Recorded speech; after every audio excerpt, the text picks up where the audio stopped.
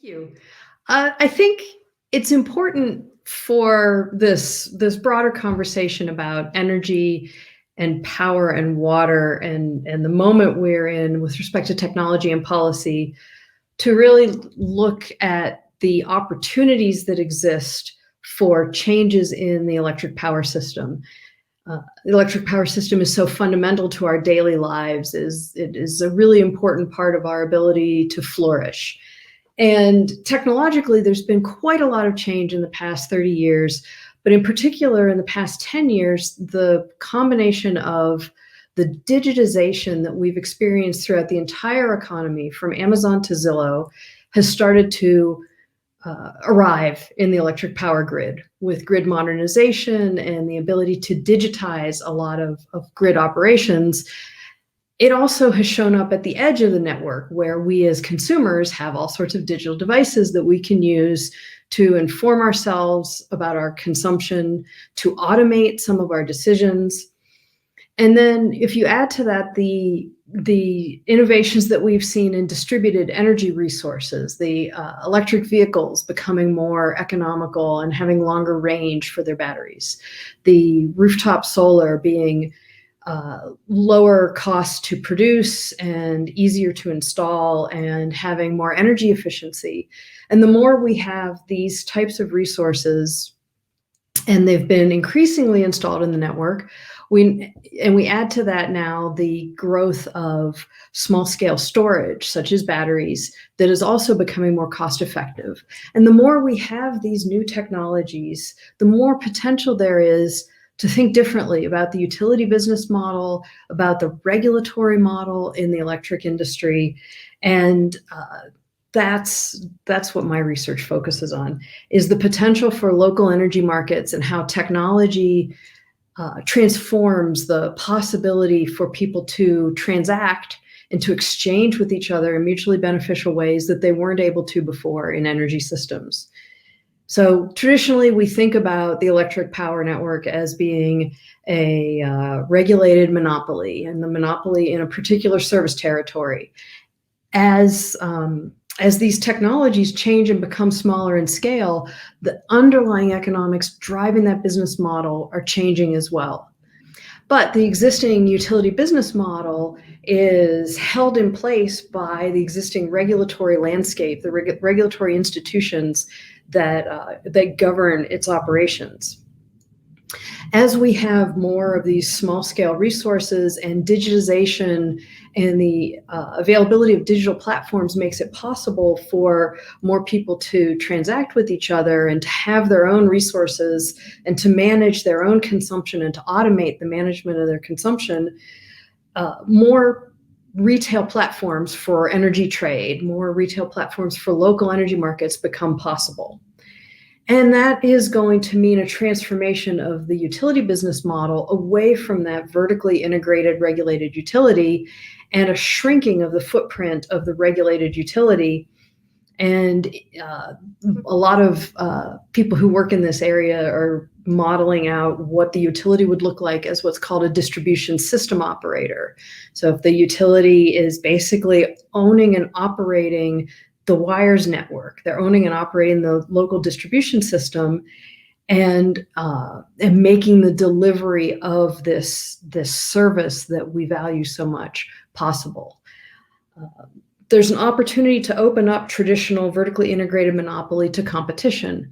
Many regions in the country already have some form of competitive wholesale market where competitive independent generators will sell to utilities who serve their customers at the distribution level. But then there are also some states that have both that wholesale competition and retail competition. Texas being, I would say, the prime example of a healthy, robust retail market that is situated with a robust wholesale market. Although mentioning Texas, of course, it's important to point out that none of these human-designed institutions is perfect. We all remember back to Winter Storm Uri in February of 2021. And so that revealed some important improvements that could be made in the market design and the operations and the regulation in the industry. But there are opportunities to showcase how competition promotes innovation to enable us to achieve a clean and still prosperous energy future. In transactive energy, a transactive platform connects individuals with each other to buy and sell energy, but to do so in an automated way.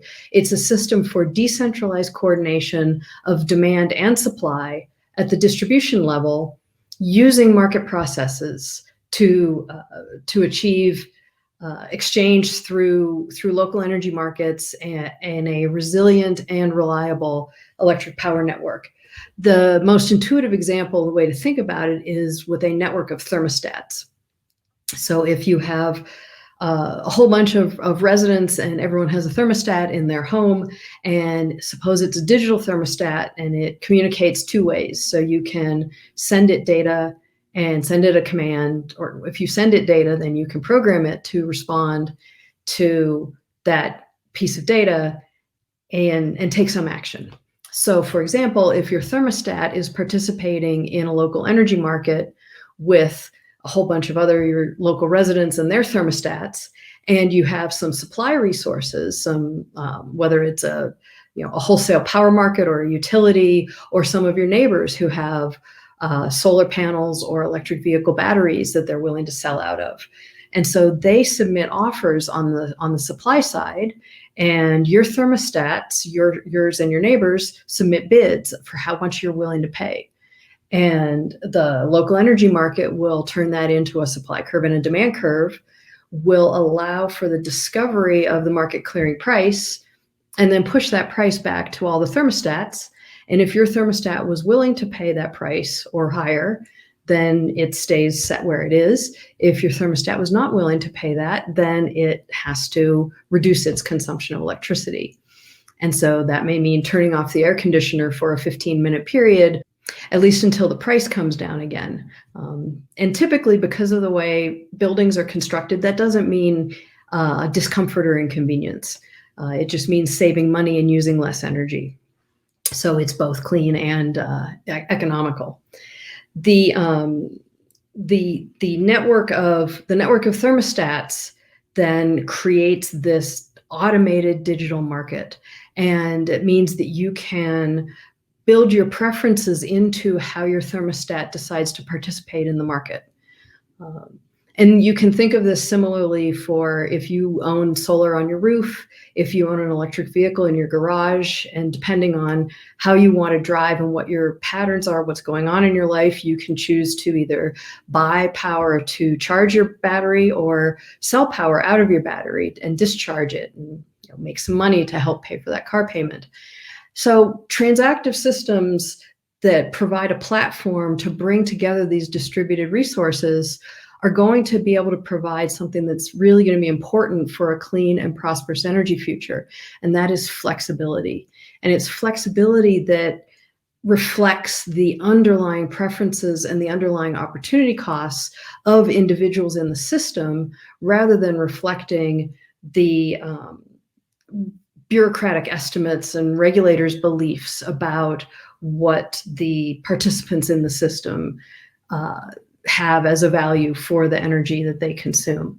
So it's a potentially very empowering move towards this more decentralized coordination view of local energy systems. And I think we're really just at the beginning of starting to build these systems.